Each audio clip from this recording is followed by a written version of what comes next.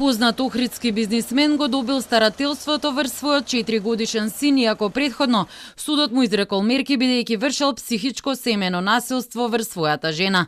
Пред целата битка за старателството и пред разводот бизнисменот и лажно пријавил дека неговото дете било физички и психички малтретирано од неговата мајка Невена и неговата баба Милена. Судот за лажно пријавување го казнил со 250 евра. Воедно бизнисменот бил пратен и на психосоцијален третман во првиот семеен центар во Скопје, но оттаму до Центарот за социјална работа било испратено известување дека третманот бил неуспешен. Но и покрај сето ова во битката за старателството најпрвен судот во Охрид, па потоа и битолска апелација, ќе одлуча старателството врз детето да го добие таткото Спасе Спасески. Мајката сега се жали дека во текот на целиот процес на разводот се повторуваат истите закани, истите стратегии и дела, само за да се одземе низиното дете. Се прашувам каков е тој еден судски систем, едно општество кое се зема за право да даде одлука која за одзимање на дете од мајка, при тоа да нема ниту еден релевантен аргумент за истото, за да го направи тоа.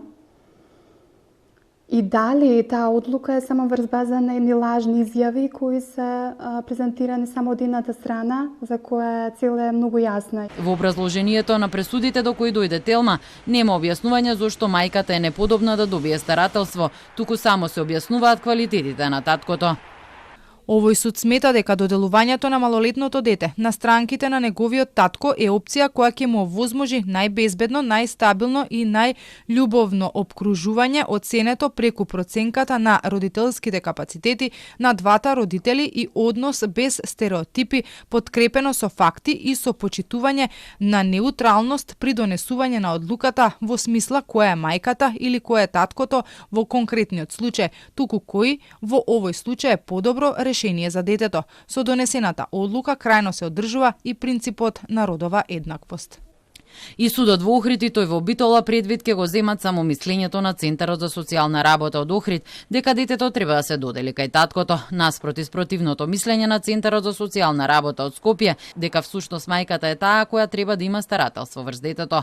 Воедно имало и мислење од Министерството за труд и социјална политика дека надлежен за прашањето е Центарот во Скопје, но судот ниту ова не го зема предвид. Директорот на Охридскиот центар, кој иако не бил надлежен, дал мислење дека детето треба да биде кај таткото и затоа доби кривична пријава од Министерството за труд и социјална политика и беше разрешен од функцијата. Инаку за името на Спасе Спасески има неколку фирми.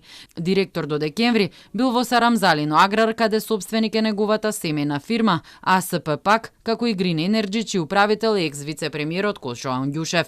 Додека во фирмата Bio Enterprise собственик е Спасески заедно со Green Energy и семејната фирма АСП ПАК на Спасески соработувала со Феро Инвест и Централ Инвест во собственост на Ангјушев. За тоа сведочи и нивната инвестиција во биогасната електрана Bio Enterprise во Сарамзалино.